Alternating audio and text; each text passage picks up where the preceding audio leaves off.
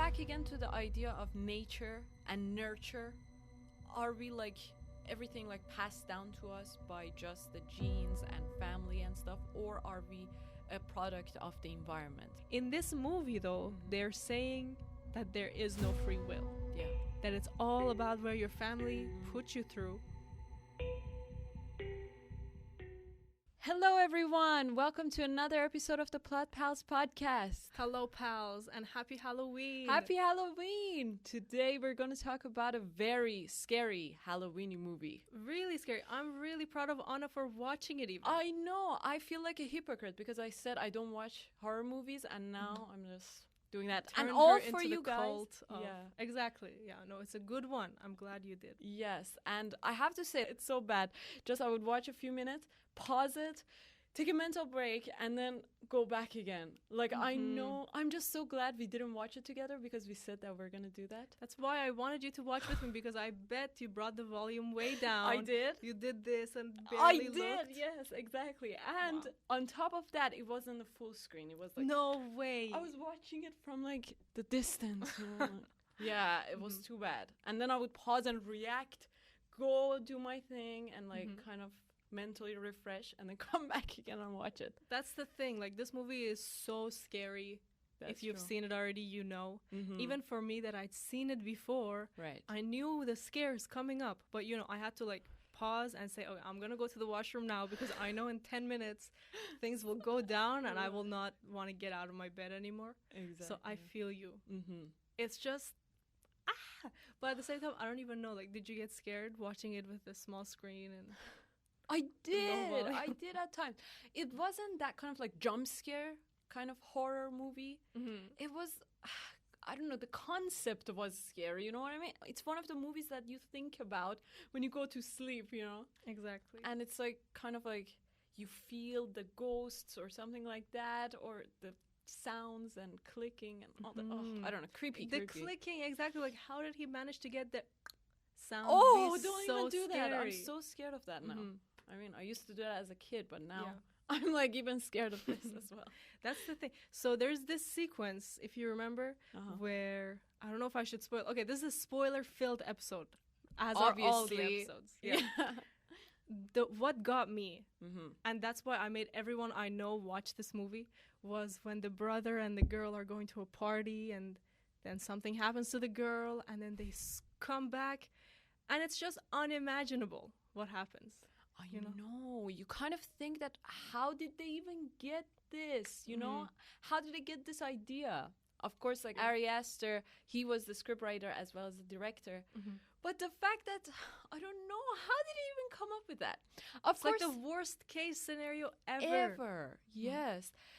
And of course, on the other hand, it's also a very like kind of into the face representations of like mental illness and all that.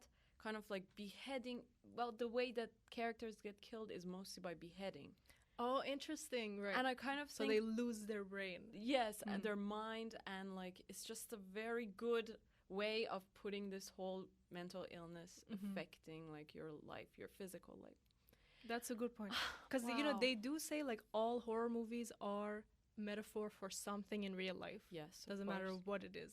It's not like, oh, it's a demon, as you say, like it Right. means something. Definitely. So here we feel like it's mainly mental illness. Ari himself says this is a film about grief. Yes, I feel could that. see that the whole time. Yeah, it was definitely about this. And especially because you were also writing a script about grief and family and traumas and stuff. So I was like really kind That's of the like prepared thing. for this kind Like, it was so on But point with this- my story. Yeah. And the thing is, I'd seen this film a few years ago. So watching it again now, I realized, like, did I just copy everything Ari Aster did? But you didn't watch the yeah. movie like before. I did. You did? Yeah. So, Okay. you know, but it just got ingrained in me so much. And also, it's like topics that I care about a lot. And Right. the way he manages to talk about, you know, mother-kid relationship and this generational trauma that comes down over the years. Exactly.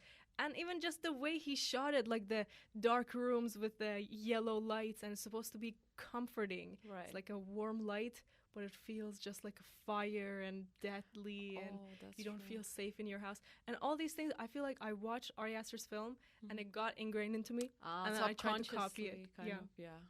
Well, he's such a good writer. I love the dialogues with, it was so real, and the whole this problem that parents have in communicating with their kids, especially with their teenagers, and this kind of disconnection and all that, and miscommunication. It was just so beautifully written, so good. The guilt, the kind of I just love the dinner scene so much. I know, right? And he put that early on, so you see that and you're just hooked in. You just think, that's true, this is a great film, I have to see the end. Well, Hereditary, here's the thing, right? It's kind of it's about this I don't know, this heritage that comes to you, this generational traumas and mental illnesses that kind of get inherited to you. And of course, what a relatable movie, in a sense that what else can you inherit from your parents other than traumas and mental illnesses? Exactly. That's the whole thing. And well, from the first scenes, I just love the way that it's shot. The miniature, the whole symbolisms and all that. I know. The way they did that. And in the script, when you read that, of course, also when you see it, it's so clear that Ari is putting himself into this film because, the main character... Well, actually, we have to argue about who is the main character. I feel like Annie is. Right. That's what I think, too. But, the film doesn't start with her. It doesn't end with her. And it's like she dies somewhere, and then we follow another character. So it's hard to say, but I feel like Annie is definitely one of the main ones. Yeah.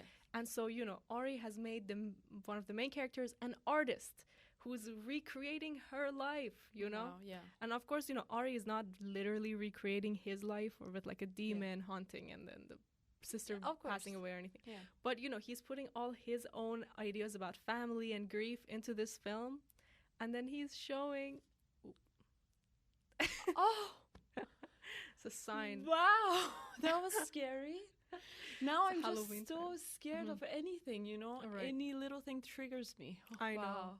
It was just a tape, guys. It's all good. Yeah. At least for now.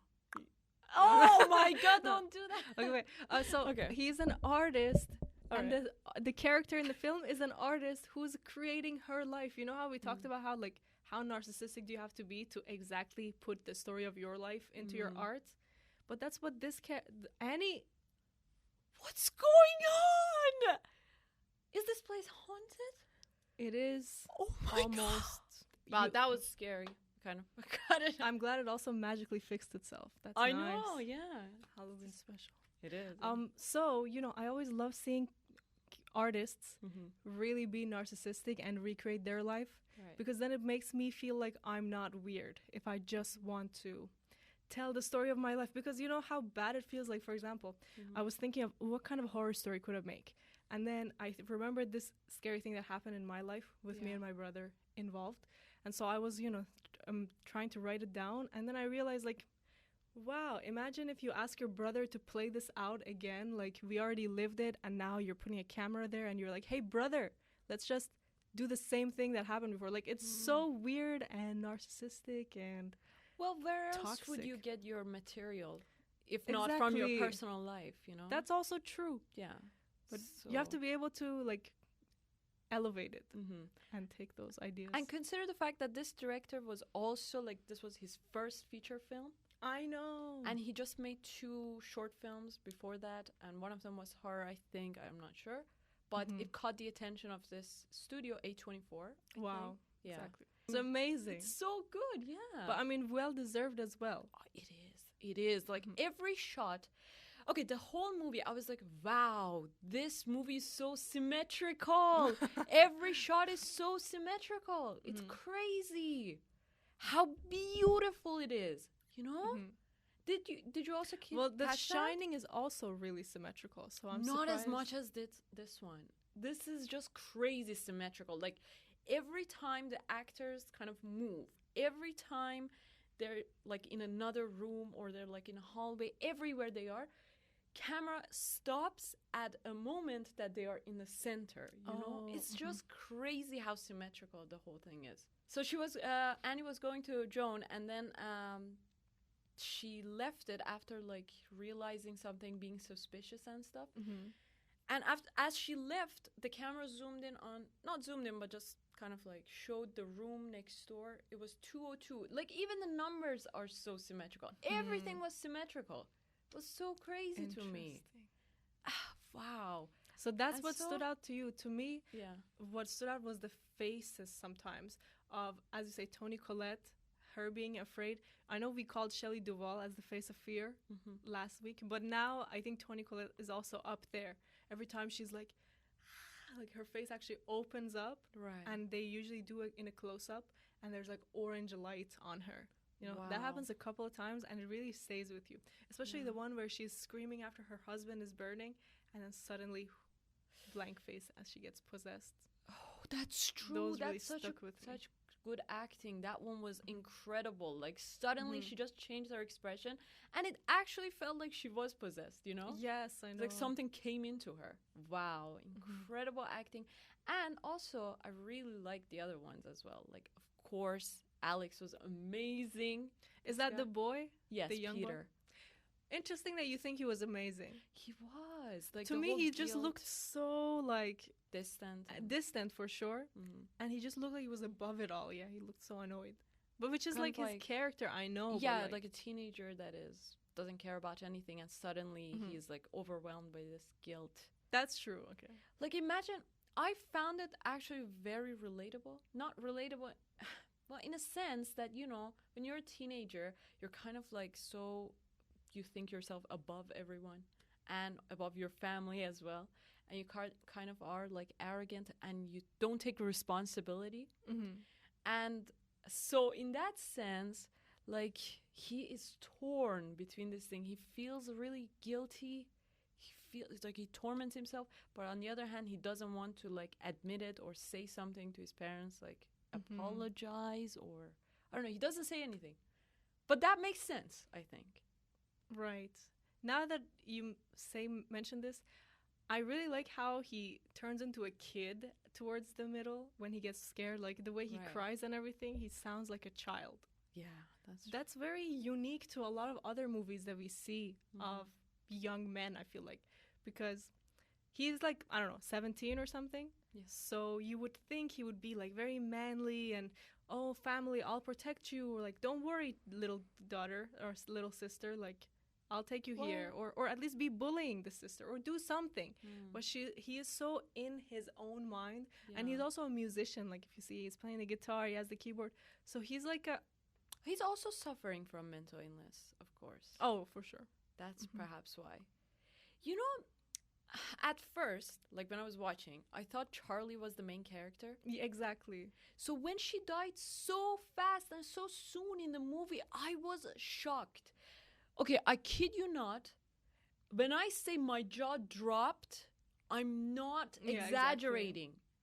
Exactly. When I saw that scene of her getting beheaded, I was like, my mouth was open for 1 minute exactly. Like the whole time, I was just as shocked as Peter, like as silent as, like that was such a good scene because everything was building up and she was like, she couldn't breathe and the music was louder, the car was going faster, Peter was going faster with the car, and suddenly that happens. Exactly. Everything is building towards her being the person who's going to get possessed. They keep showing her she has these magical powers, you know, who is she connected to? Why does she take the scissor? Yes. Yeah, she has visions, like we're leading to this being a film that will have the girl be possessed, and then the whole family is like, come out, demon, come out, you know, and then the last moment the demon comes out and the girl's like, come hug you, you know. Yeah. So that's what we're preparing ourselves for. And then suddenly just turns on its head, and then who is the main character now? I honestly, like, when I saw that, I didn't even know what happened. Exactly. Because there are no answers. Of course, like, you know that he got beheaded. She was out the window, and then they, like, passed this pole and stuff. So But then there's no answers, and Peter doesn't react at all. You know, he's so shocked. He doesn't know what to do. And he just goes to his room, and his eyes are just open till morning. And then until he hears the grieving sounds of her mom, crying sounds of her, and it's so haunting, you know? Yes. Cut to the head with the ants and everything. That's the thing. And this is only 30 minutes in. So, you know, it's long enough that it's not like an inciting incident. It feels like the story has already undergone. Of course. After grandmother's death, the whole thing started. So. Exactly. But it's also not the midpoint. It's like somewhere in the middle there. I know. But again, like it just hooks you in. The first like 2/3 of this movie, I feel like are perfect. You know, so good. How what could so? you even say is wrong with it? And Like, okay, here's the thing.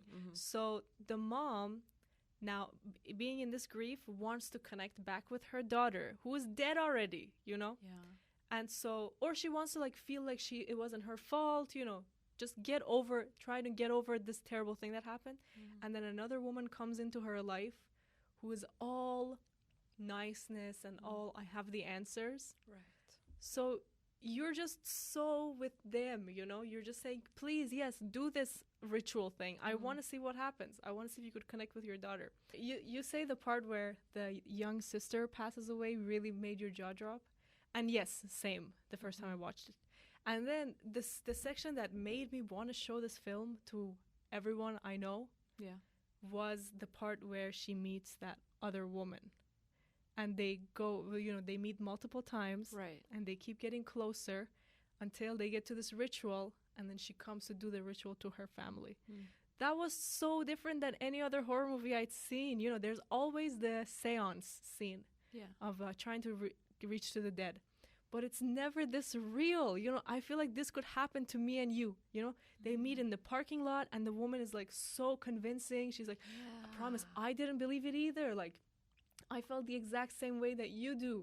But just come to my house. Like, I'll show you, you know, here's the cup. Look at it. It was just amazing. Especially since, like, I'm also a very, like, spiritual kind of person. Not that I would go to these extents or do anything like that. I don't do rituals or anything, like witchcraft. Don't come at me. It's not the Middle Ages. But anyway, but the thing is, like, I always, like, try to convince people of things beyond, you know, this whole physical reality and about, like, energies and how they are. And people are not convinced. And at times I'm like, no, trust me. I'm like this woman, like, no, trust me. This is like real. This is so real. I thought the same too. I didn't believe it, but then it happened in my life. And, but it does happen, you know, I just share the things that I know happen and stuff. So it's just so interesting, but she's so convincing too. Like you don't see any hints of her being evil. No, not at all. Because, like, the thing is, her whole goal in life is to convince people to join the devil. So I feel like she learned, how do you talk to someone? How do you make them feel special? And and that's why she is also with the devil. So that's the whole thing, like, how to convince people. 101. Exactly. Oh my God, so amazing. Like, there were so many instances of manipulation in this movie. Oh, for sure. You know, the parents manipulating the kids, the parents, of course, Joan. And then also the audience getting manipulated by these story elements thrown at them. It's making you think, you know, is this movie this thing? But then you find out later, no, it was another thing. And there's hints that are hidden. Exactly. There's just so many we could go through. So there's two instances where somebody tries to convince another person of this one thing, which is come do this seance with me. Oh. This happens twice. Once Joni tries to convince our main character, Annie, and Joni does it amazingly. So these are the techniques I noticed in the film. Okay. She looks into Annie's eyes the whole time and is like very happy and smiling about it. And she keeps connecting with Annie by hand. So imagine, like, you're Annie, you look away. He's like, Annie, look at me. You know, like, just jolting her right into... Kind of like connecting with her by touching her. That's, like, a good point. Like, almost a creepy number of times. You know, maybe the first time you watch it, you might not realize as much. But the whole time she's holding. And she's looking and she's like, this means everything. Please And every time Annie looks away, she again pushes her back. Oh, yeah. And she manages to convince Annie to come to the house, and they do the seance. And then this happens a second time. Now Annie has to convince her husband and son. That's so true. One example of manipulation that I caught on was, okay, now tell me your opinion about this as well. Do you think this is manipulation or not? So in this scene, Annie is convincing Steve, the husband, to come and burn the book. Oh, yeah. Book of Charlie. And she's just crying. She's devastated. She's like, please, please, please, it's my fault. Please burn this. We have to do this for Peter or something like this. And he's reluctant. He doesn't want to do that. And at this point, he's like so suspicious of the wife's like mental health and all that. Like, he just doesn't trust her. And she's like, no, trust me, please. Like, come and do that. And I think she just snatches the book. At the end, he says, I'm still not going to do it. Not going to do it, I'm not going to play your games anymore. Exactly. And at that point, she just snatches the book, I think, and puts it in fire. And suddenly it's the What a husband. surprise. That's another really amazing surprise that you don't see coming. But it makes sense. I mean, the devil can do anything. Wow. So do you think in that scene, Annie was really like manipulating Steve into doing that? I think at some point going forward, all Annie was trying to do was convince people to join her. And like try and figure this out. So it is a form of manipulation of like, her intent was to get him to do something. Right. So that's like the definition of manipulation. Like, I want you to do something, so I'll talk to you in a way. Exactly. To get you to do it. But I'm kind of thinking, like, was Annie at that point? Because right after that, we saw her face, and it was the whole thing that we talked about, her getting possessed suddenly, and we see it in her eyes.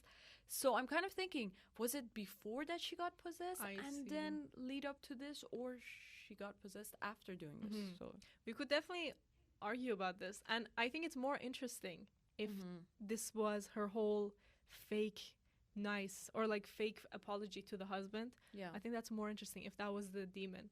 One thing I read was that the demon, well, this is in the movie, is the demon can go into your body once you're really weak. So one thing I read was that... And vulnerable. Yeah, vulnerable. So like when the husband burned up, that's when she was most vulnerable. When she was like, I thought I figured this all out. I thought throwing the book would be the answer. And now my husband is dead too. Like all of my family is dead. Only one son left. And so at that point she was the most vulnerable. And that's when the demon got into her. That's kind of like what I heard somewhere. Now, if it was before, that would mean that also when she's saying, oh, it was my mom, look at Joni's picture, all that. So that would all be all fake as well. Wow. And at times I'm like, after watching this again, I kind of like went back in my mind, not watching it again, not making that mistake. So I kind of like reviewed it in my head, and I was like, okay, was Annie just doing that? Like, was this Annie the whole time, like trying to do this stuff to the family? Maybe Annie was like the reason for everything happening. Or she is, she is the reason, because she's the one with the mental illness. She's the one that inflicted the whole family with this whole thing. But isn't it the mom, Annie's mom, that inflicted her? Of course. Like that, it's like a generational thing, of course. But then after the mom, it's her responsibility, right? Of course, this horror movie, as we talked about it again, it's just like symbols for a greater message, right? So it's like it was Annie's kind of like mental illness and all that stuff that came from her mother to her. Also, it was like her mental illness that at the end like caused the whole family to go into shambles. I'm trying to think. Okay, so here, Charlie is like just in her room living her life, and then she insists that Peter takes Charlie to this party. That's why I hate Peter as a character. It has nothing to do with the actor, but it's just like, why doesn't he say no to that? You could say it's a mom's fault, but like, my dad always does this. He's like, you want to take your brother to the party? And I'm just like, are you stupid? This is my party, my friends, they're my age. I'm not going to take him. Why didn't he say that? And I kind of, okay, the most unrealistic part is like Peter suggesting to take, Charlie to the party. And also mom insisting that as well, because it doesn't make sense, you know? I think mom insisting does happen. But as you say, like, the fact that Peter knows exactly what kind of party this is, like, he's going with the intention of having sex, literally. Yeah. And smoking. Why would he, why the hell would he even suggest taking the kid? Like, not immediately shut it down. I think, okay, one reason could be because he doesn't want to confront his mom, you know? For example, imagine, like, you want to go to a party or something, and you're a teenager, and you just don't want to have that conversation with your mom, that your mom is like, who are you going with? Where are you going? What time are you coming back? So if you take, like, your sibling, that happened to me a lot too. When you take your siblings, you kind of like shut their mouth. They're not going to question you anymore. That's true. Because you're not going to do questionable things in front of your sibling unless you go to another room. Yeah, exactly. So also, like, this happened to me too. Like, in high school, I would go to parties, and at times, like, I would take my brother too. Oh, there you go. Yeah, you see, like. So we can't even judge. Yeah. But just annoyed me. Like, say something, you know. Yeah. Why is no one objecting to this? Exactly. Because everything. Peter also is a character that I don't think would take his sister to this kind of place. But that's true. Anyway, one of the big themes of the movie is the miscommunication between parents. So there it goes, you know.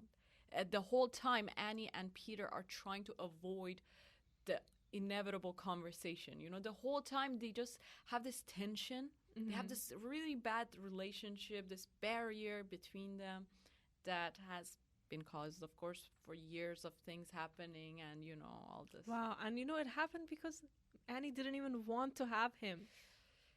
That's tough. It is. Wow.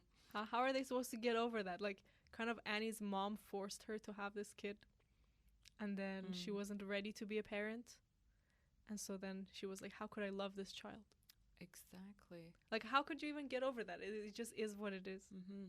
You know, Annie is just such a interesting character because at first you don't know even who she is. She's so mysterious, kind of. One of the things that first got to me, like one of my first reactions to the movie, was that why on earth is no one affected by grandma's death, you know? Did you realize that too? Like, not the kids, not the daughter, nobody, not the husband. Well, the daughter is a little, No, you know what I got from her, like, reactions and stuff? I felt like Annie wasn't necessarily, like, affected by mom's death. Oh, I meant the kid. I see what you mean. Oh, okay. Mom's, yeah. So Annie wasn't really, like, necessarily affected by mom's death, but she was affected by the fact that what would inevitably happen. Like, she's kind of feels helpless. She is scared of her mom, you know? She knows this spiritual background that she has. And yeah, I mean, they were, you know, even though the mom lived at their house, they didn't really talk or anything. Like, they hated each other. Exactly. So then she has this guilt of, like, should I be feeling worse? You know, it's my mom. I know she birthed me, but, like, she ruined my life, kind of. Right. And she doesn't also, like, feel anything, so that also makes her feel guilty again, because she's like, I'm supposed to feel sad, but I'm not, so that's bad. The only one affected, I think, is Charlie, but again, I think maybe that's because she's possessed. She's on the way to get possessed. I don't know. You know, because she immediately starts to see the visions of, you know, grandma in the woods, or I don't know, so many other things. I know. And here's the thing. Ari Aster, the difference between him and Stanley Kubrick is that Ari has no problem saying what his intention was. And so one of the things he said was that Charlie is possessed from the very beginning of the movie. I see. So, that like, makes sense. since birth. Okay. Which is, you know, interesting. That means, like, she was since never... birth. Yeah. Okay. Wow. So, like, she was never, like, a good person. She was always this demon. Oh, that makes sense, because at the end of the movie, the last scene, they call Peter Charlie. Charlie, now you're, like, in your... So creepy. It is. I got the goosebumps. So bad. But then at the same time, like, if the director gives you the answers... I know. Now, what are we going to talk about? Like, you'll say, you know, oh, I don't think she was a demon from the beginning because of this and that, and then I'll say, well, shut up. The director already said it. It's approved. Like, let's just pack up and go. But it would be more interesting if he didn't say, and then we were always wondering, like, what was your intention there? So I'll keep that as a mental note. Like, once we write a film and make it and everything, just don't talk about it. Actually, I was thinking about it too, because we do have a podcast, and then today I was like imagining one day, like maybe you direct a film and it goes out, and then we have to talk about it. And I'm like, how are we going to do that? Then you're going to spill all the tea. You're going to talk about everything. So I was like, maybe I would just tell you my takes and whatever I think. And I would just take it like a drink of tea. Just that. It's just a one-way conversation, you know? Exactly. You look at the audience and I just helplessly say what I think. And then you look down on me like, exactly. Stupid. That's a good idea. We should do that. Definitely, yes. And you shouldn't say anything about your films or whatever art that you create. Leave it for interpretation. That's true. That's a good note. But still, like, I don't think even if director says something, I'm going to agree with that. Interesting. I'm just so rebellious. I see. So let's ignore the fact that she was a demon from the beginning. Just because I don't even feel buy it, though. But the thing is, you know, she was definitely, there was something wrong with her. You could tell. Yeah. But at the same time, like, she's just eating her chocolate. I don't know. She's drying. Or cutting the pigeon's head with scissors. But the pigeon was already dead. That's true. So she's just like an inquisitive child, you know. She's going to the forest, whatever. She's doing her thing. She's eating cake. But we're supposed to believe that that's the seventh demon of hell. I don't get it. Wow. Yeah, exactly. But then again, like, she is not in the right body. I don't know. That demon, that soul is not in the right bodies. I don't know. Well, you know, she also, of course, it kind of means that she inherently has that traumas and stuff that parents just gave to her. Oh, that's true. So that's a good analogy.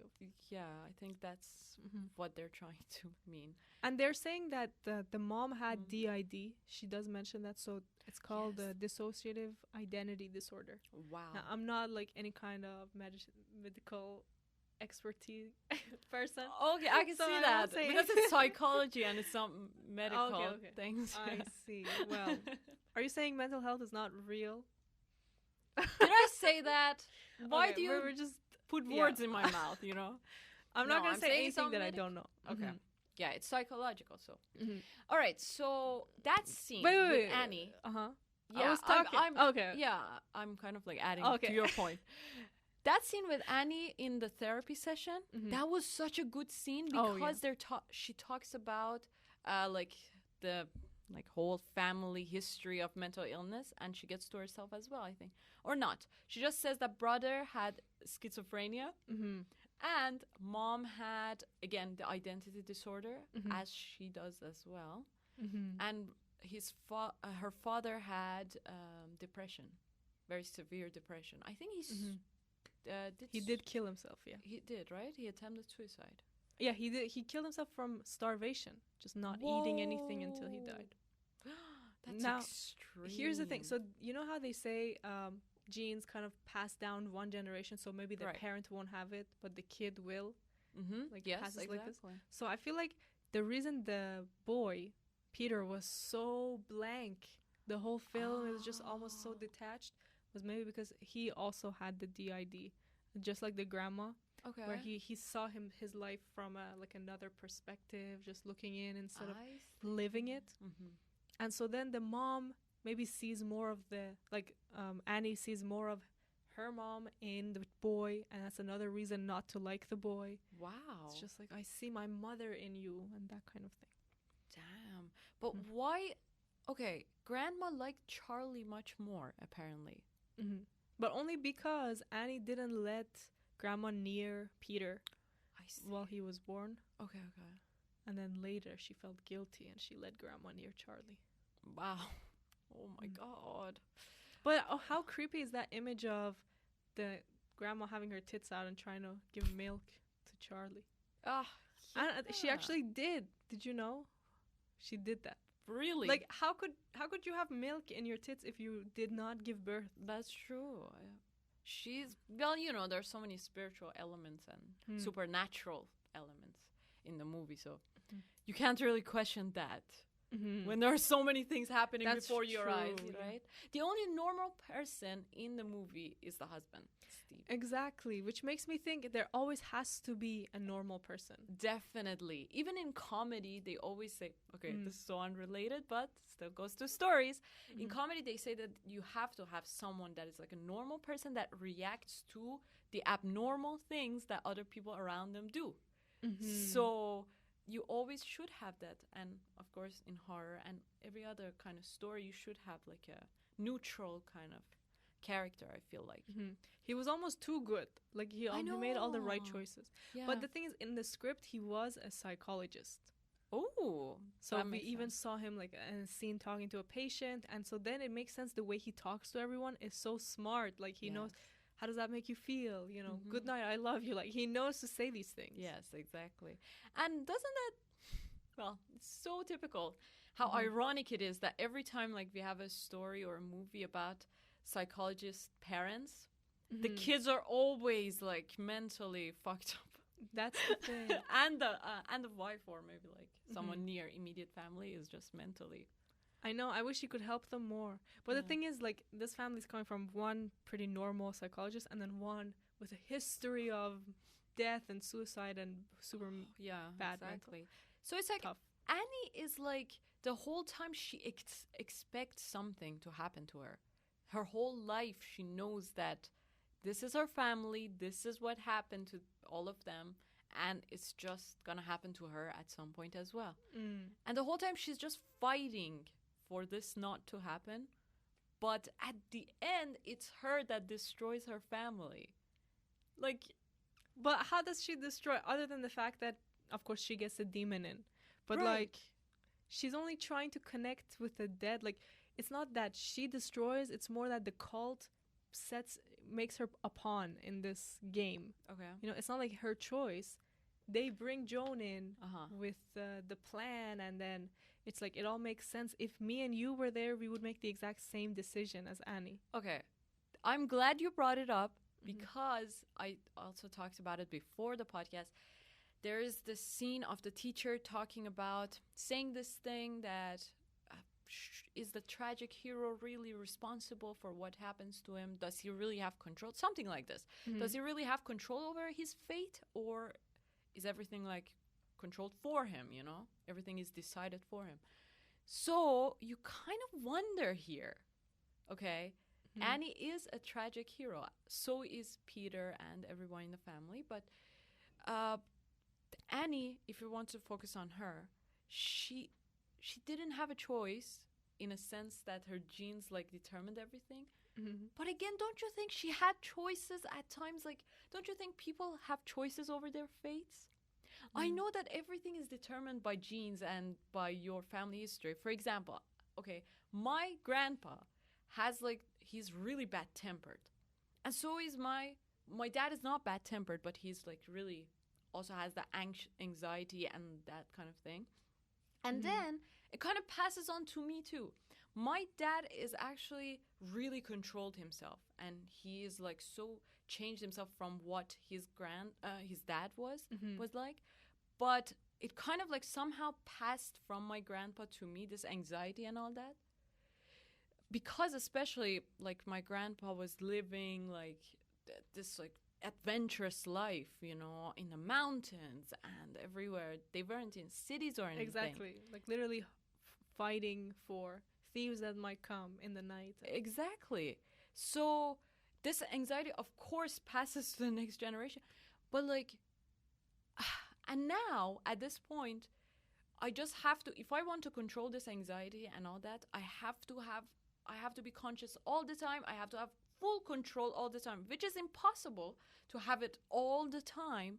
So it's exhausting, you know? It's so exhausting. And you wonder, like, do I really have a choice, or everything decided for me, you know? But it's such a cop-out to just say, you know, I have no choice. This was passed down to me. Right. Because at the same time, so many good things are passed down to you. So his his anger is passed down, but also his fierceness and like fighting, not being afraid of this and that, and like always standing. So if you want to say, I feel like if you want to say, you know, I have no choice, then you also should be just as good as the past generations were, if you're just as bad as at the same time. And also, like, Western ideology does believe that you can change, because like where we grew up in the East, it's a lot of like rigidness, like, oh, after the age of 5 your behavior doesn't change, and how your parents are, of course, everybody says it's actually a Western thing, though. The age of 5 that's true, but the thing is, in the West, it's also very much about the individual. Like, it's all about self-help, and this book and that, and therapy can help you kind of overcome but your does problems. that actually help, do you think? It doesn't help, I'm telling you. I think it helps a lot. Well, I've done a lot of, like, read a lot of self-help books, and a lot of other people have. It's like just a business, you know? People just read these books and nothing happens. Maybe a minor thing, but it doesn't touch the root of the problem, you know? The root of problem is something else, and people don't focus on this, and nobody teaches you that, because it's an internal thing. You have to work on it yourself, and it's not something done for you, like a book that you can read and then your problem is solved. So well, let's say we're talking about anger in this case. Right. So not like a mental illness, but specifically anger passed down from generation to generation. Once you learn to see it in yourself, and we have talked about this before, as soon as you see it, it's already a step forward, where you realize, when I, like, at 5 p.m. every day, I get really angry and I just start shouting at everyone. So step 1, you realize it. Step 2 is you try and bring it down a little bit. So that's why I think, and then step 3 is maybe a little bit more, and then after a year period, you see that the smallest thing doesn't make you angry anymore, and still a big thing could. But so personally, I think definitely it can change, but at the same time, you know, you can't say that it's not coming down from family. So for example, like, again, my mom also really, really quick with words. Like, let's say if she gets angry about something, she will just throw the worst insult, or like start to manipulate, like it's like out of her control almost, just like how she was taught. And her mom teaches her. And I have this skill as well. So like, if somebody put it on your resume, you know. Which is like so bad, like it's almost your brain shuts off and you just say the worst thing that you could think of, specifically to hurt the other person. But then at least now I realize I have this problem, and so I can, every time I do it, I can take a tally of today I did that, and then tomorrow I could do a little less. So personally, I think you can definitely change. Yes, of course. Like, this is the ultimate goal of life, the ultimate purpose of life is to change what was given to you, or not to change it, but sort of like accept it, come to terms with it, and then try to like move towards your higher self, your best self, you know. That's true. That's the goal of life, really. So even though it's hereditary that the things will pass down to you that are awful, if we couldn't change, then we would still be, I don't know, cavemen. Like, we could obviously adapt and make ourselves even a little bit better. That's right. And if we didn't have a if we didn't have a choice, why are we even on this earth, you know? Why are we given this opportunity to be here? If we didn't have a choice, we would have just been like, oh my God, my voice is you're so affected by this. I know. I think my throat is getting bigger. Oh, no. No. Okay. All right. So if we didn't have a choice, why are we even on Earth here to like experience this life? Like, why are we here? Even if if everything was decided, then there's no point of being here right now, you know? We would have been in hell or whatever place that we like belong to. I don't know. So it kind of makes me think that we are here, yes, to change. But it is hard. You have to accept the fact that it's so hard to change. And the fact that you can't change anybody else. That's true. Like, everybody has to work on themselves. Like, there's no way someone can save you. You just have to do it yourself. Heal and all that. Yeah. Free will is a real thing. It's not like we have to live in a just this bleak world of, you know, everything I do, it's all about my parents and their parents, and I just can't change anything. Like, even the job I'm in is related to what they were doing. That's really bleak. But if you accept that once you realize the things you're doing, you could make changes slowly. Right. Well, yeah, it goes back again to the idea of nature and nurture. Are we like everything like passed down to us by just the genes and family and stuff, or are we a product of the environment? Which I think both is true. Mm-hmm. And yeah, well, you know, whatever was passed on to you by the genes is there. And if it couldn't get passed on to you, it is taught to you by your parents, you know, during those first 5 years, 10 years of your childhood. It's true, but at the same time, you could then go and learn new things. You know, after 5 years, it doesn't mean that, you know, but after it's the so age of 5. hard, you know, because until 5 years old, your subconscious mind is just so open to take everything in, and it gets wired. It just is like, and after 5 years, it just closes off, you know? It's so hard to go back and try to like reprogram your subconscious mind. It's so hard to do that. And also, everything that you have right now at this point is also a product of those 5 years. In this movie, though, they're saying that there is no free will. Yeah. That it's all about where your family put you through. It's kind of like a victim mentality and things like that.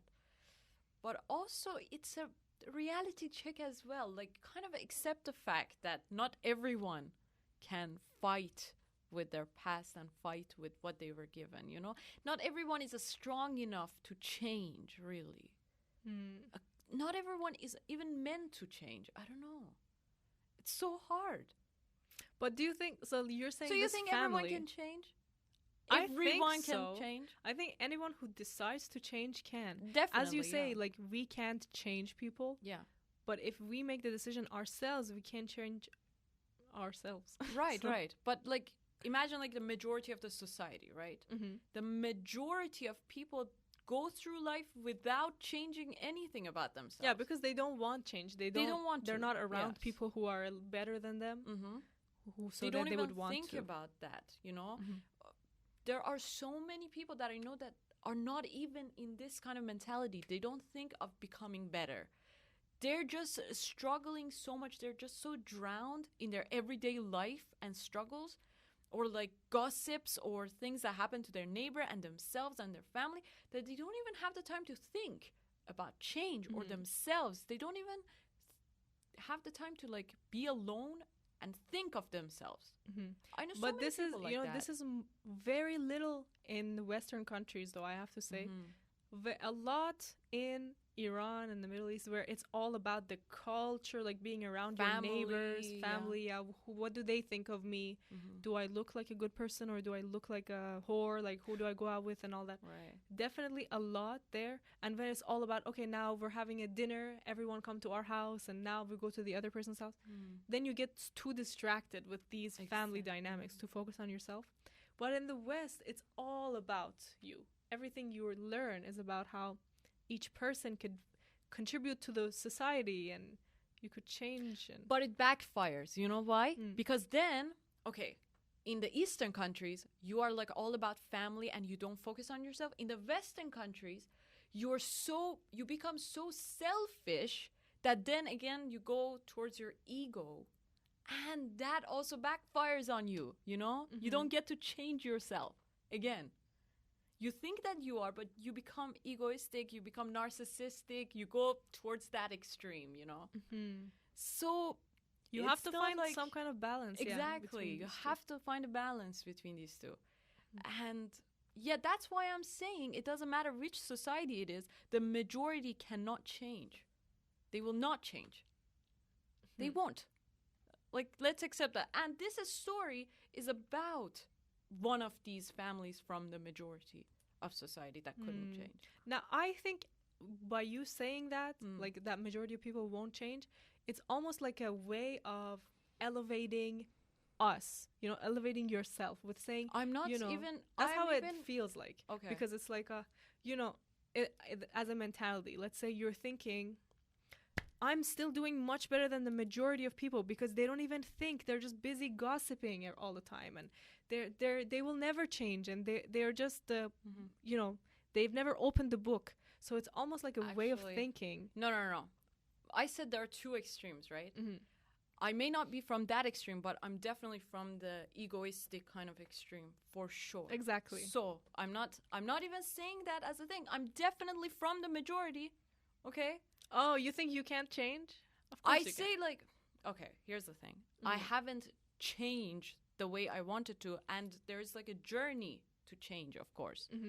But it's not the way that I wanted it to be, and it's so hard for me. Every day is like a freaking battle, you know, to fight with what you are given and try to change the things. And I haven't been successful at that. So I'm not saying it from like a above perspective, looking out and looking down on everyone and saying, yeah, I changed. You can't change, you know, you're the 90%. I don't think that you're saying that. Okay.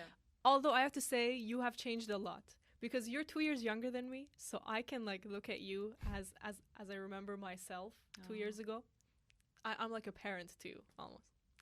So I've seen you change a lot, but we're not even talking about that right now. We're talking about changing, yes, what you're given and your reality. Okay. I'm thinking, like, let's say me, if I were to think everyone around me is, they don't even work towards their goals. Like, they're not even writing scripts. Yeah. So, you know, it's okay that my script is 4 months late because people around me aren't even writing a script. Either I could have this kind of mentality, or I could think, you know, everyone is working so hard towards their goals, and why am I the only one who's not writing my fucking script? Like, go sit down and write it. And which one will help me more? I feel like the mentality of thinking everyone is doing their best, and so should I do my best. Really? You know, because then you're not saying, you know, I'm trying, you know, it's fine. Nobody else is working at this hard. I feel like then you're just giving yourself a break. Oh, that's true, yeah. But I was thinking of maybe like, okay, having the other people comparison with other people, as well as comparison with your like self. So, for example, saying that I didn't work on a script like the last month, or I didn't work as hard as I wanted, but now I'm working like 1 hour, 2 hours a day, so I'm making a progress. So I'm changing, really. Yes. Always comparing yourself to your past self is a good idea. So if you are saying that me and you are also part of this group of people who just can't change despite the fact that they want to, they're ingrained, then I see your point and I agree with you. So you're saying the baseline is that you will be stuck in your past, and you will be even if you will make attempts 1 day a week or 5 days a week, still you will be stuck in this hole of what your family put you through and what you think you were passed down on, and what kind of choices you can make based on that. Right. That makes sense. So you're saying everyone goes through this. Now there's like a few people, like 1% of the population or something, who manage to swim out of this like disgusting hole and figure out that they can make choices. Yeah. But it doesn't mean that we are like part of that 1%. It's just based on decision, you know. It doesn't mean this person, because they read 100 books, are going to be better, or this person because they have a PhD. Like they could still be part of that group. Of course, yeah. Education doesn't have any determination like for your getting out of this hole and stuff like that. It's just about, I think at the end of the day, it's about healing, and healing just comes from accepting the whole thing. So imagine like Annie just accepted her family's like past, her relationship with her son that is like so damaged, and the fact that she wanted to get a miscarriage and do that. She accepts the fact that she was this kind of person, and that she had this kind of family, and that yes, his dad was suicidal, her mom was like this, and her brother was schizophrenic. So she's like just accepts these things and comes to terms with it, of course gradually. But then if she accepts it, there's an instant moment of relief and love and something that comes up, which is like the baseline for healing, you know. And it's the same goes, like this same practice goes same for every like spiritual practice, every like religion, and all like, I don't know, psychological like practices that people suggest for healing and stuff. So it's like the baseline is this, just accepting and trying to come to terms with it and not fighting your past, but kind of like loving it in a way. So do you think that she accepted it in the film? She didn't. That's why she fought with everything, you know? She fought with her past. She fought with everything. And that's why it built tension. You know, when you pull away something, it kind of like gives a tension to it, right? And then it comes back at you, like it snaps suddenly. So it hurts even more. So what you have to do is not to fight with things that are given to you and build the tension, but to kind of like accept it so it just comes to you, and then you can heal, you know. Then everything is like calmer, and that's, I think. But the thing is, didn't she tell people what her past was? It wasn't like she was hiding it, you know. She goes to this therapy group and says, but she didn't my brother continue, that though.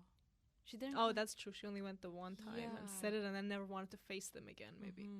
Exactly. Until, yes, she even went to the parking lot and then decided to go back, and then this demon-possessed woman came and talked to her, Joan. So that's true. So maybe the whole time she was trying to escape her past. But she was also taking care of her mom. Like the mom lived at her house. Isn't that the ultimate form of acceptance? But you know? She had a bad relationship. They still didn't talk or anything. And it's kind of like, I don't know, maybe it was a bad decision even to have the mom there. You know, she just had to accept the whole thing in her heart and her mind. But mom's presence there kind of like made everything so tangled up, and it kind of changed everything.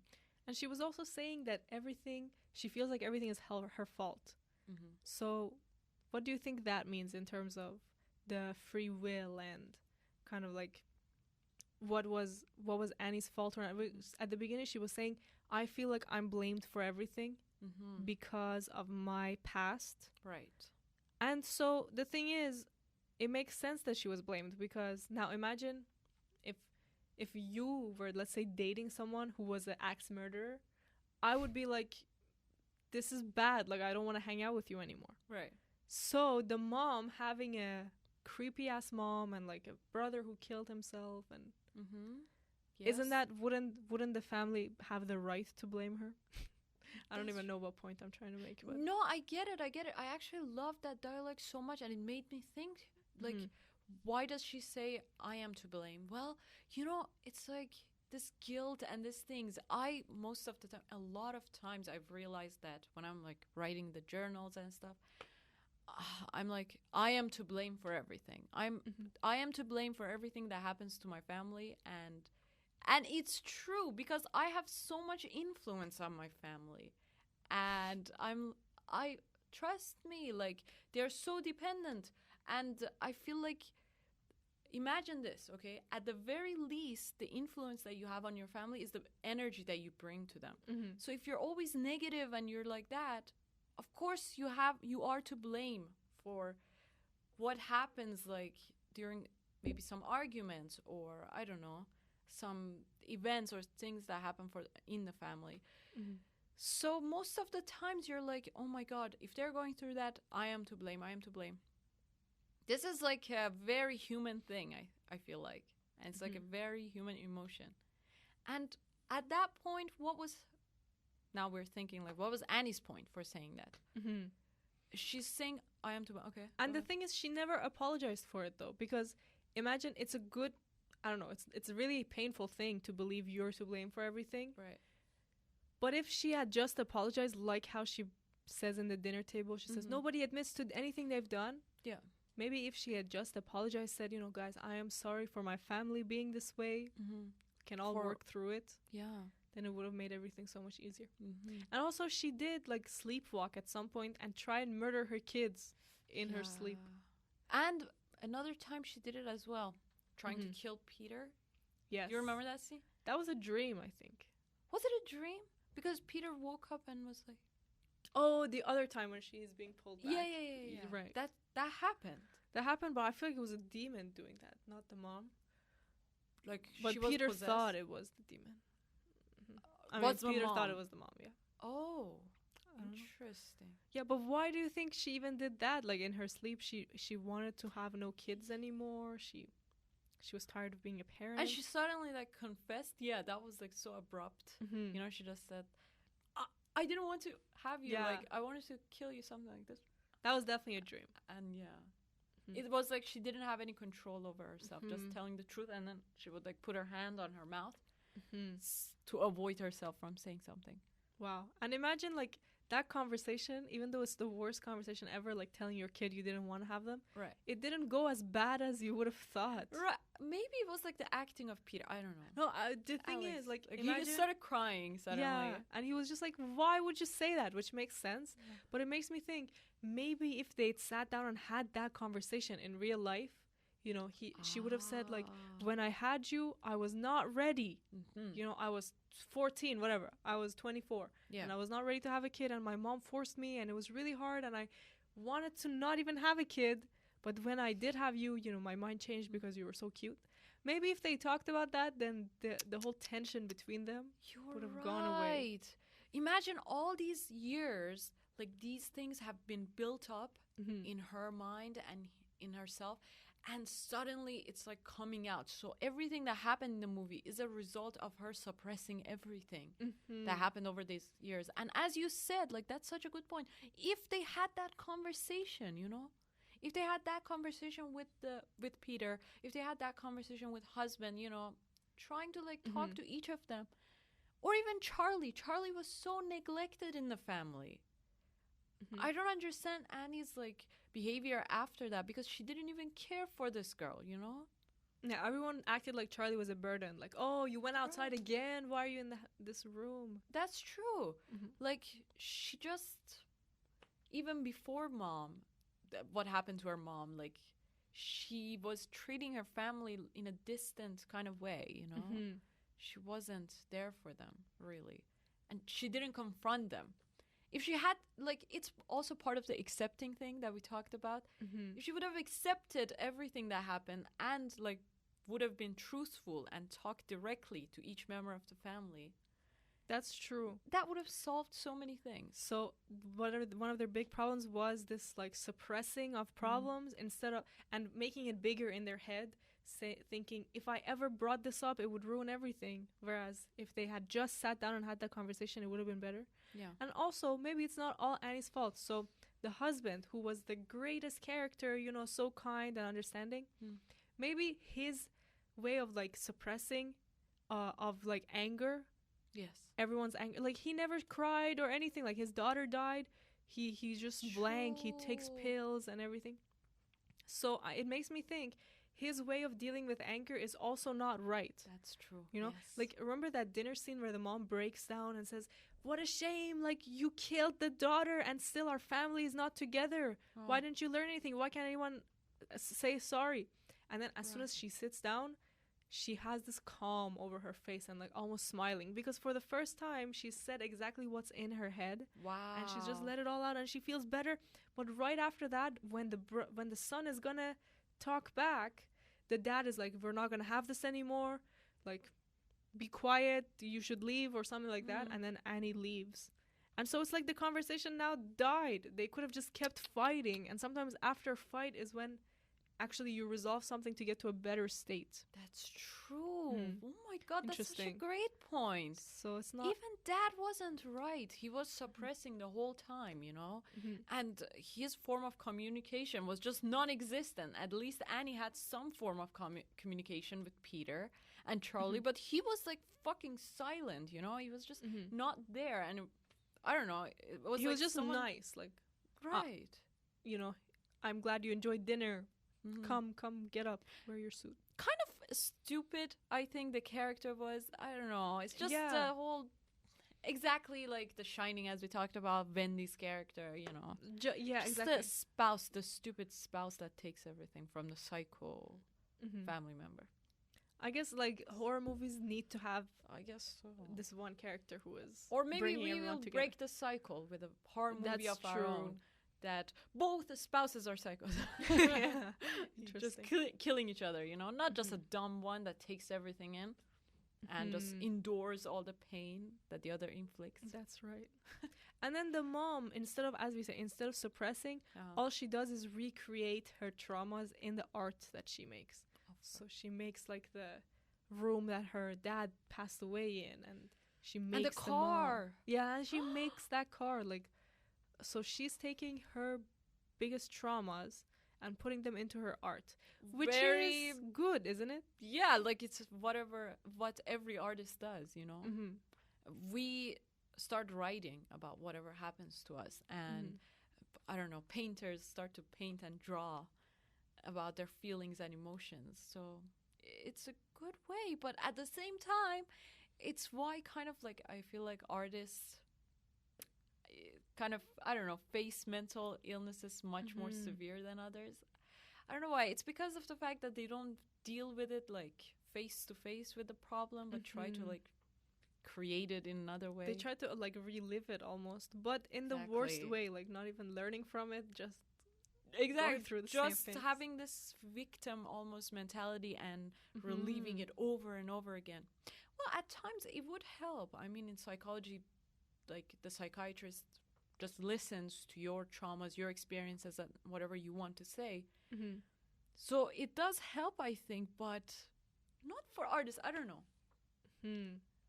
I don't know. I mean, clearly it does still help, because if you think like artists are all emotional and they feel emotions way more deeply than a person who just fully suppresses, and if they have a bad thing happen to them, they don't even think about it. Yeah. But what Annie is doing is fully like recreating these and not talking about it or anything, like just in a state of like, not even flow, but in a state of disassociative. Yeah. She's not there. She's just recreating these images. Wow. I don't know. There's something there. Also, she was even recreating the room that her art's work is gonna go in. Did you see that? Yeah. The gallery. So, yeah. It's like, that's exactly how I feel writing, you know? You just, when you don't know, when you can't even finish your project, then you add in an element of this character who can't finish her project. And wow, you're like, oh, so good. The script is amazing. But you're just writing your own stupid problems into it. Kind of procrastinating again. I don't know, escaping from what you have to do by doing something related. I know. Exactly. But the fact that she broke the chair and then broke the whole thing that she made, she kind of broke down at that point of the story as well. Well, there's so much happening to her. Imagine this grief that she's going through, and it's a big part of the story, and a big theme of the story is grief, which is portrayed so good, you know? It's so heavy. Exactly. The movie is heavy, you know? The whole time it's like something is on you. I don't know. The atmosphere is so heavy. And it's just so realistic, the way after her daughter dies, when she's just on the ground screaming and moving back and forth. Like, that's how I feel like, I don't know if it's because I watched this film and so now I have this image in my head, but I just think, you know, that's how I would act if somebody that's really close I've to me. seen people like go through grief and stuff, and that's what they do as well. Like they go on the ground. You're just you want, and then like she would say, "I just want to die," and like kill me, that kind of thing. I fully copied that for my script, you know. But I don't think so. It was so real. Here's the thing: in Iran, and especially like with our culture, which is like in south of Iran, like one of the cities, there's like a particular culture for grieving, specifically for grieving, which is like a very sound, kind of like audible kind of. It's very vocal, It's very vocal, yes. And I don't know how it is exactly, because, well, I have been in these like funerals and stuff, and it's so different from like city people and how they go through that, because they're so classy and like they try to, I feel like, suppress as well their emotions in front of others. But no, this one that we saw, like our culture is kind of like, yes, they're very vocal. They just show it in action and things. But this movie showed grief so good, you know, in mom's action. And she went through so much, so I get it. And so many different types of grief they showed as well. You know, what if the person that passes away you don't know, you don't care about, you hate it? How does that affect you? Oh, yes. What if you were the cause of somebody passing away? How would that make you act? So true. And I feel like, again, like Peter acted so good here, Alex acted so great here, showing that kind of grief, because he feels guilty again, and then he kind of doesn't want to show his emotion that well. Like, he doesn't want to communicate with anyone because he kind of fears that everybody's going to blame him. Yes, I just can't even imagine how I would act if that kind of situation happened, because imagine like you drop something and you break it, like your computer, and then you're just silent, you know, you're like, you don't say anything. Fucked up, you know, do I kill myself now? What's gonna happen? But this is the live person, your sister, and it happened in a moment. You just swerved a bit, and so now that your sister has no head. Like, I literally can't imagine. I feel like you would just, oh God, you can't say anything. You can't be like, Charlie, oh my God. You can't, even like just in shock. That's like so bad. But again, with the computer example, or something like really expensive, a car, for example. Imagine like your family put all their money, all their hopes and everything, savings into that, and then you go and crash it. You'll be silent, fucking silent, and then put it in a parking and then go to sleep with your eyes open. Exactly. You know, until they notice and like come, and then you just get out of the house, you know. I know what happened. One time I even crashed the car. Not that extreme. It was just a little bit, like a few meters. It went into the wall a little bit. And just a plate was scratched. Okay. Just a plate of the car. But even then I was silent. To this day, I didn't tell the owner that what happened, but exactly. I hope he doesn't see the video. That makes a lot of sense. Yeah, I did throw up into the toilet a couple of days ago, like a public toilet. I didn't tell anyone that I did that as well, even though it got onto the floor and everything. That's bad. But it's like almost like a understandable reaction where you don't want to get judged for it. So. And even in the dinner scene, I loved the first scene, you know, you see like this guy, Peter, knows that his mom is going to say something. So he's also like feeling guilty. He looks down. He looks at his mom. He looks down again. The dinner scene? Yeah. The dinner. What did I say? Oh, you did say dinner. Okay. Yeah. So he's like, and you can feel it. Like, mom has something on her tongue. She wants to get it out. Peter also knows that. And he's kind of nervous. But shouldn't he know what she's going to say? Like, he killed the daughter. And he didn't even say anything. Yes. And he's just like, oh, this food is so good, Dad. Like, I would have rather he just doesn't say anything. What the fuck? And he's eating it like the food is sticking out of his mouth. He looks so annoying in that scene. I know. Like teenagers, you know, they're just unbearable. But that scene I don't understand, because we don't know who the perspective is from. Okay. You know, we're saying it's Annie. Okay, in that case, then it's fine if he looks annoying because she sees him as being annoying. But, like, if the film is about him, because we start with him in bed and then we end with him becoming king, then why does he look so stupid there? Like, he's the reason that the sister passed away. Right. I don't get it. Wow. I have no idea, really. Like, at the end, can I ask something? At what point do you think Peter was, like, possessed, actually, by that? Because after he falls out of, like, he kind of, like, gets out of the window and falls on the ground, he sees her mom, like, kind of flying into that cottage house, I don't know, tree house. And then he goes there, even though he shouldn't have. Like, he just ran out of that because of her mom and because of his mom. And he was, like, scared of that. And now he's willingly, like, walking there, so... That's the thing. The first time I watched this movie, that's why I did not like the ending, because I just thought, you know, this kid has seen everything happen, and now he's like watching the crown be put on his head and like watching all these people and not saying anything. Like, please say something. No reaction. Nothing. But then the second time you watch, you realize, okay, so first of all, there's two places he could have turned into a demon.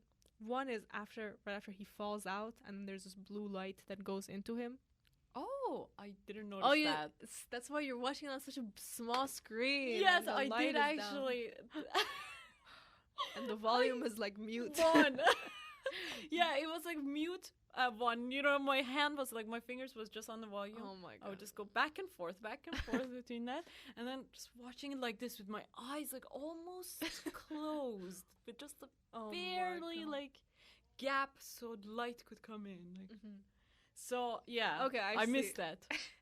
Right. So, as soon as she falls down, there's a blue light that goes into him, and so then the idea is he's now turned into Paimon, which is such a Persian name. I anyway. know, Paimon. Paimon. And then it goes into him, and now he's the demon. He's like a teenage demon, I guess, because like first he was child demon. Like once he goes into a body, he also becomes them. You know, I think develops their brain. You know, gets their brain. Okay, here's the thing. I think that Peter's personality, everything that he had, goes out of that body. You know, his soul goes out, and then this demonic Hell King's, spirit comes into this male body. And then there's like nothing left of Peter there. I think there's nothing left as well. Okay. But I think it doesn't make sense that he's like a little confused and crying almost and like quiet at the end. You know, he doesn't look confident. Right. Even though he should right now. Because he's the king of hell, you know. So I'm thinking whichever body he goes into, he gets their, their brain, their, of course, hands, the way they talk. And so he has to work around with this person's attributes. Whoa. And that's why he's like, oh, wow, I'm a teenager and now I'm king of hell. I don't know.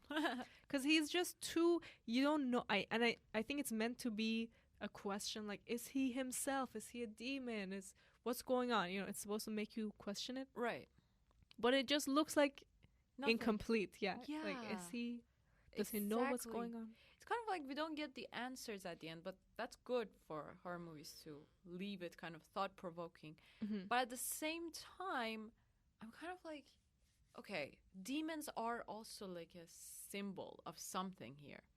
Of course, when you are like out of touch with yourself, with your true self, with that, you kind of get inclinations towards this demonic, egoistic kind of ways. So ego and demons, I feel like, are the same thing. Okay, ego, mental health, all that. The hell of mental health, I think, is the case here. And he's the king of hell. So he's the king of all the mental health in the world.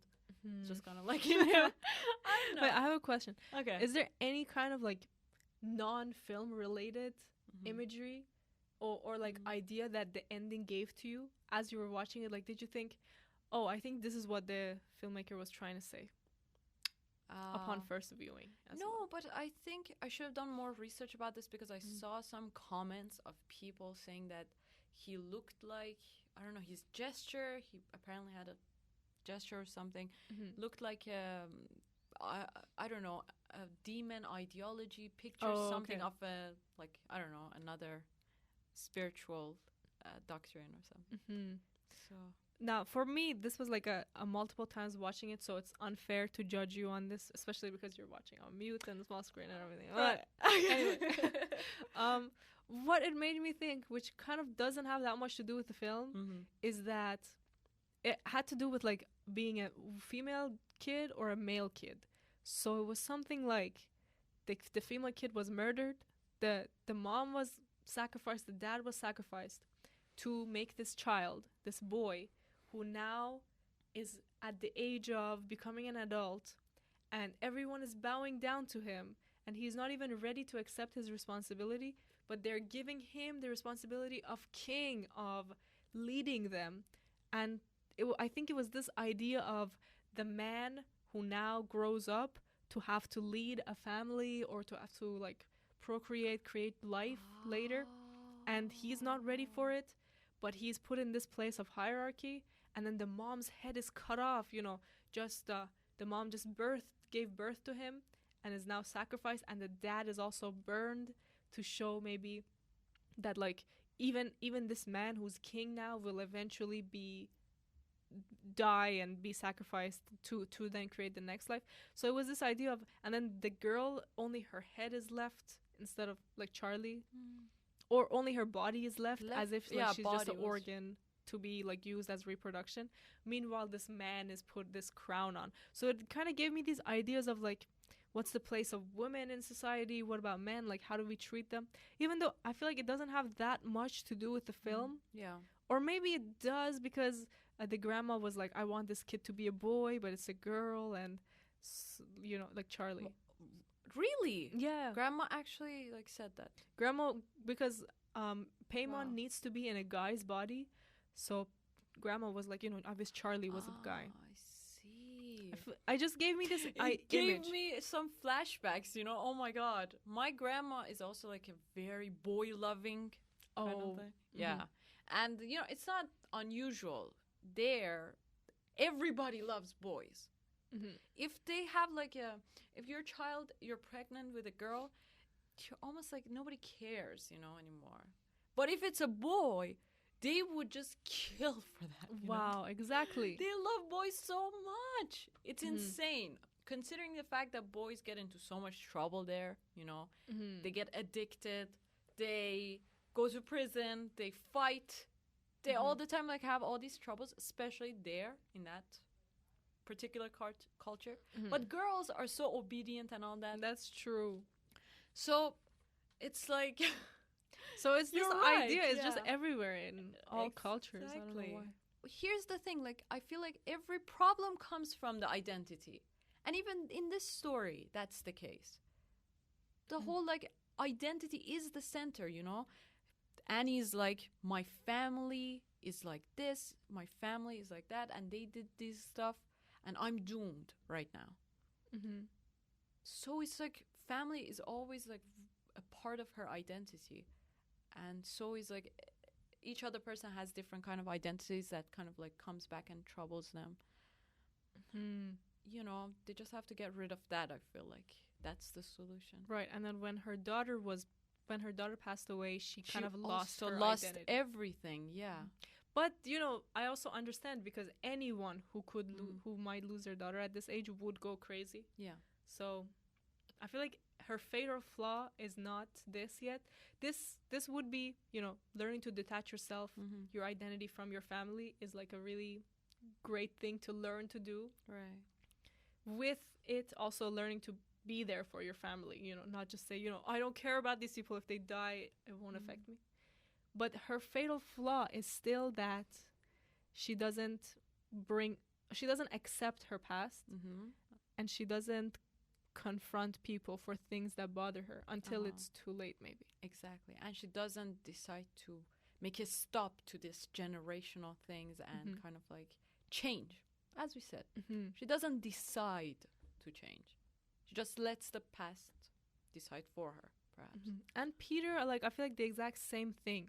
He's so passive and waiting for things to happen to him. Exactly. Whereas if he just sat down and had those conversations and figured out why he's so upset at his mom, because you tried to burn me, if they had that conversation, exactly, things would have gone better for them. Yes, that's true. Let us know what you think about Hereditary. Do you think there is free will in the world, or is it all predetermined? Can we change? Can we not change? Yes. And do you think that your family has a say in your destination and your fate? And how much influence people in your family or people around you in your environment have on your decisions and on your life? And watch Hereditary. It's an amazing horror film. Watch it again. You know, I was trying to force my brother to watch it with me. He's like, no, I've already seen it. Oh, you can watch this film again. There's so true. much to think about. Exactly. And please don't forget to subscribe to our channel for more movies to come and watch more the analysis. Videos. So many analysis to go through. Yes, exactly. TikTok, Instagram, YouTube. Please, thank you so much for your supportive comments, and so nice to read. Yeah, and have a great Halloween. Happy Halloween! Oh my God, have the best Halloween. Have a scary Halloween. So many scary things happen this episode. I know. Yes, exactly. Okay, we'll end it before we all die. Yeah. Bye. Bye.